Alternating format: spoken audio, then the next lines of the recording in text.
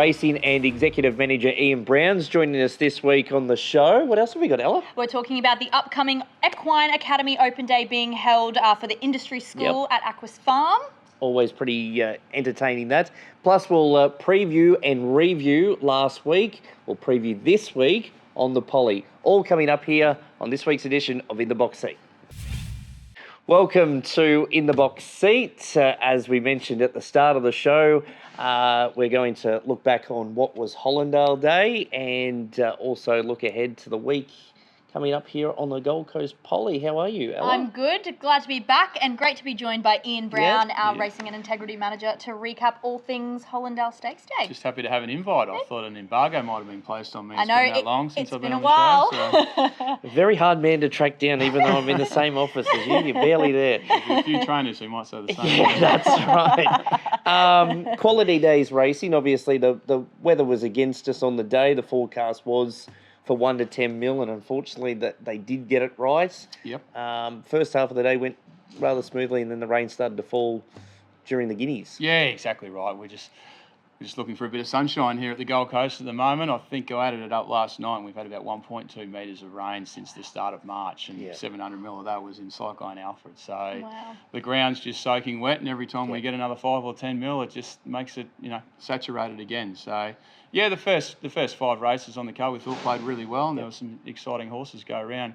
Unfortunately, the heavens opened and the track just deteriorated after that. I don't think Mr. Friedman mind the Bat Out of Hell being postponed. Yeah, that's right. He had a win, so he might be happy. But yeah, look, it was a great day's racing. It was just disappointing to see that it was so rain affected by the end of the day. Yeah, and as we often say in racing, the rain on the day is you can have 100 mil at the start of the week, but showers on the day when the horses are going over the top of the ground, that's when it impacts the most. Yeah, 100%. And look, the jockeys, to their credit, they said that there was no safety issues. It was just visibility. Yep. And that's what happens when you get rain throughout a meeting. The track opens up, rain then holds in the potholes that they've already made, all the divots that they've already made, and it just kicks out. So unfortunately, it was visibility at the end of the day that cost us the Bat Out of Hell. But it was pleasing to hear that the jockey said that there was no real, they weren't slipping or blundering or anything like that. It was still safe going. But it was just the visibility. It was one of those days that the sun was beaming when Beedman won the Ken Russell Classic, but within the next 20 minutes it got really dark, and that was the thing. The showers that were around, but it was when the Hollindale was on at 4 o'clock. It was almost like it was 6. It was so dark. Yeah, and by the time that the bracelet was on, it was even darker. Yeah, we're lucky we had the lights in the end to be able to run the bracelet. So. Yeah, heavy shower just before the Guineas, and then it held off for a little bit, but then just as they hit the gates in the Hollindale, it started to come down again. So not too much we can do about Mother Nature, but onwards and upwards and just head forward. Recapping the Hollindale, remarkable ride by Blake Shin aboard Antino. He pulled off the ride in the Toorak during the Melbourne Spring, and they pretty much devised the same plan, sit back and circle around them. And he's come from last to be there at the point of the turn, dash away. And look, they still had sort of 400 metres to run him down, but he was as strong on the line as what he was at the top of the straight.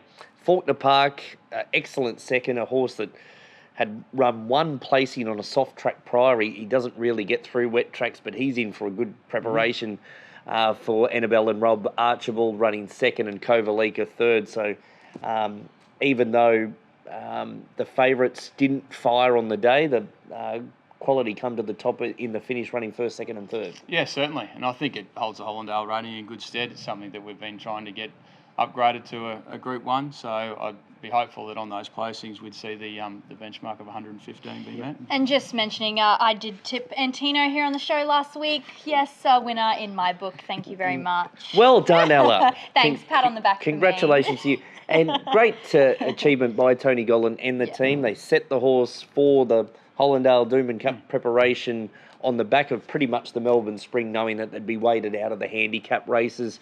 He went to Hong Kong. He got flattened over there. Nothing went right for him. So run first up, but Tony never lost faith in the horse and said he was going well. He worked well on the Tuesday leading in. And they nominated the Hollindale a long way out. Yep. And if we can't have a local Gold Coast trainer win it, then Yep. as long as we're getting a Queenslander win those races, then everyone's happy. So Yeah, good to see Queen's success back in the race. It's been a few years on the outer. Most of the interstate has come up and take the Hollindale. Beedman, which we touched upon, that was the race in blazing sunshine. Yep. What a performance. He won by 8.5 lengths. He was heavily backed for the size and the JJ Atkins on the back of that for the rest of the Winter Carnival, but they pulled up stumps, and so much so he's $21 for the Everest. I was surprised when they put him straight in the paddock after the run, Yep. so I suggest he's got a bit of ability. Yep. What's So- he coming off a maiden win? Yeah, at Newcastle, but Peter Snowden's put him in the paddock, or the ownership group decided to spell. He'll be originally set for the Golden Rose, and if he fires there, well, he may get Newgate slots in the Everest. So that'd be big for the Ken Russell Classic to have a horse that goes all the way through a Sydney Spring Carnival. And speaking of the Hollindale as well, we had obviously all the presentations in the Mountie, and it was great to have both the Hollindale family and the Russell family Yep. with us. They were there for the presentations to be able to present those winning trophies. So as long with sponsors as well, we had a great cast of sponsors throughout the day. So an awesome race day. Off the field as well, we had entertainment. We had our marching band. So if you were here and you saw that, the Tab marching band, I think you'll be seeing again, was a huge hit, and obviously music all round. So thank you to everyone who came on track. It was a great day of entertainment as well. And just before we fully recap, Basusto was able to take the Gold Coast Guineas, so he's a dual Guineas winner here. He won the... Loves the Gold Coast. Yep, Yes. and a special win for Connections, named after former Carlton great Yep. Yes. Peter Basusto. And it was good to see the Blue Baggers get a win over St Kilda over the weekend Yeah. too. So. Cost me a Wins all full round. actually cost me a full round because Really? they paid out on the draw of the Lions. Mitchy. This is long story short. Hard done by again. It's cost me a palmy and a pint, Oh, so no. you owe me one, Brownie. Gator don't pay. Big day Saturday, Equine Academy. Equine Academy. We are looking forward to the Equine Academy Open Day. That will be held at Aquas Farm for young families with students entering year 10, 11 or 12 that have an interest in racing and all things equine in the equine world.